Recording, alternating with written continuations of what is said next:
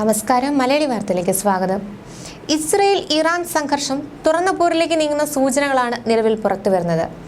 ഇസ്രായേലിലെ പ്രത്യേക കേന്ദ്രങ്ങൾ ലക്ഷ്യമിട്ട് ആക്രമിക്കാനായി ഇറാൻ ഉപയോഗിച്ചത് 185 ഡ്രോണുകളും 36 ക്രൂയിസ് മിസൈലുകളും 110 ഭൂതല മിസൈലുകളുമെന്നാണ് റിപ്പോർട്ട്. ഇറാനിൽ നിന്നാണ് ഇതിൽ ഭൂരിഭാഗവും വിക്ഷേപിച്ചത്. കൂടാതെ ഇറാഖിൽ നിന്നും യമനിൽ നിന്നും ഏതാനും മിസൈലുകൾ വിക്ഷേപിച്ചു. ഇറാഖിന്റെ ആക്രമണം 5 മണിക്കൂർ നീണ്ടു നിന്നതായാണ് വിവരം.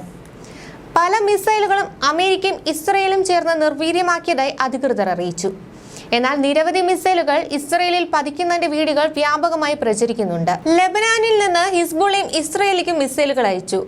ആക്രമണങ്ങളുടെ പശ്ചാത്തലത്തിൽ ജോർദാൻ, ഇറാഖ്, ലെബനാൻ, ഇസ്രായേൽ എന്നീ രാജ്യങ്ങൾ തങ്ങളുടെ വ്യോമപാത അടച്ചു. മിസൈലുകളും ഡ്രോണുകളും വെടിവെച്ച് വീഴ്ത്തുമ്പോൾ ടെൽ അവീവ്, ജെറുസലേം എന്നിവയുൾപ്പെടെ ഇസ്രായേലിലെ നഗരങ്ങളിൽ വ്യോമാക്രമണ സൈറണുകളും സ്ഫോടനങ്ങളും കേൾക്കാമായിരുന്നുവെന്നാണ് റിപ്പോർട്ടുകൾ. ഭൂരിഭാഗം മിസൈലുകളും വ്യോമാതിർത്തിക്ക് പുറത്തുവച്ച് തന്നെ ദീർഘദൂര വ്യോമ പ്രതിരോധ സംവിധാനം വഴി ഇസ്രയേൽ തകർത്തു. ഏതാനും മിസൈലുകൾ ഇസ്രയേലിൽ പതിച്ചു. ഇറാനിൽ നിന്നാണ് ഭൂരിഭാഗം മിസൈലുകളും വിക്ഷേപിച്ചത്.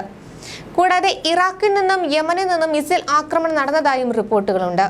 ഇറാൻ ആക്രമണത്തിൽ തെക്കൻ ഇസ്രായേലിലെ ഒരു സൈനിക കേന്ദ്രത്തിന് ചെറിയ തോതിൽ നാശനഷ്ടമുണ്ടായതായി IDF വക്താവ് റിയർ അഡ്മിറൽ ഡാനിയൽ ഹഗാരി അറിയിച്ചു. ഒരു പെൺകുട്ടിക്കും പരിക്കേറ്റിട്ടുണ്ട്. യുദ്ധവിമാനങ്ങൾ ഏതാനും മിസൈലുകൾ തകർത്തതായും സൈന്യം അറിയിച്ചു.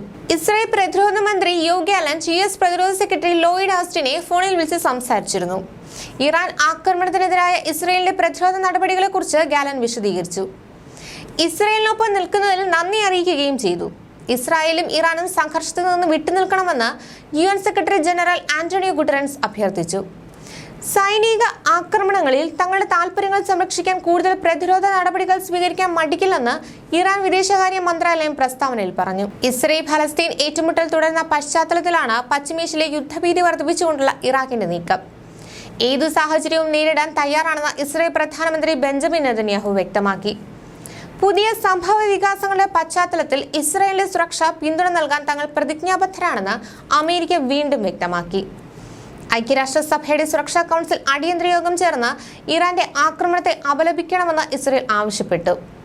ഇറാഖ് സിറിയ അതിർത്തിയിൽ അമേരിക്കയുടെയും ബ്രിട്ടീഷ് യുദ്ധവിമാനങ്ങൾ ഡ്രോണുകൾ തകർത്തതായും റിപ്പോർട്ടുകളുണ്ട്. വ്യോമാതിർത്തി ലംഘിച്ച ഡ്രോണുകൾ ജോർദാനും നിർവീര്യമാക്കി. ഇസ്രായേൽ നടത്തുന്ന കുറ്റകൃത്യങ്ങൾക്കുള്ള ശിക്ഷയാണ് ആക്രമണമെന്നാണ് ഇറാഖിന്റെ നിലപാട്. ഡമാസ്കസിലെ എംബസിയിലുണ്ടായ ആക്രമണം ചൂണ്ടിക്കാണിച്ചുകൊണ്ടാണ് ഇറാഖ് ഇക്കാര്യം വ്യക്തമാക്കിയിട്ടുള്ളത്. 7 നയതന്ത്ര ഉദ്യോഗസ്ഥരുടെ ആക്രമണത്തിന് കാരണമായ ആക്രമണത്തിന്റെ ഉത്തരവാദിത്തം ഏറ്റെടുക്കാനോ നിരസിക്കാനോ ഇസ്രയേൽ തയ്യാറായിട്ടില്ല. ഇസ്രയേൽ ഇത്തരത്തിൽ മറ്റൊരു നീക്കം കൂടി നടത്തിയാൽ തിരിച്ചടി കൂടുതൽ ശക്തമായിരിക്കുമെന്നും ഇറാൻ മുന്നറിയിപ്പ് നൽകിയിട്ടുണ്ട്. അമേരിക്കയുടെ ഇടപെടൽ ഒഴിവാക്കാനും ഇറാൻ നിർദ്ദേശിച്ചു.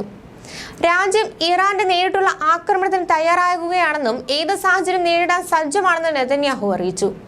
ഈ അടുത്ത വർഷങ്ങളിലായി, പ്രത്യേകിച്ചും പോയ വർഷങ്ങളിൽ ഇറാന്റെ ആക്രമണം ഏത് സമയവും സംഭവിക്കാവുന്ന പശ്ചാത്തലത്തിലാണ് ഞങ്ങൾ തയ്യാറായത്. ഞങ്ങളുടെ പ്രതിരോധ സംവിധാനങ്ങൾ വിന്യസിച്ചു കഴിഞ്ഞു. ഇസ്രയേൽ ശക്തമാണ്, പ്രതിരോധ സേന ശക്തമാണ്, ഇസ്രയേൽ സമൂഹം ശക്തമാണെന്ന് നെതന്യാഹു പറഞ്ഞു. അമേരിക്ക, ബ്രിട്ടൻ, ഫ്രാൻസ് തുടങ്ങിയ രാജ്യങ്ങളുടെ പിന്തുണയെ നെതന്യാഹു സ്വാഗതം ചെയ്തിട്ടുണ്ട്. ന്യൂസ് ഡെസ്ക്, മലയാളി വാർത്ത.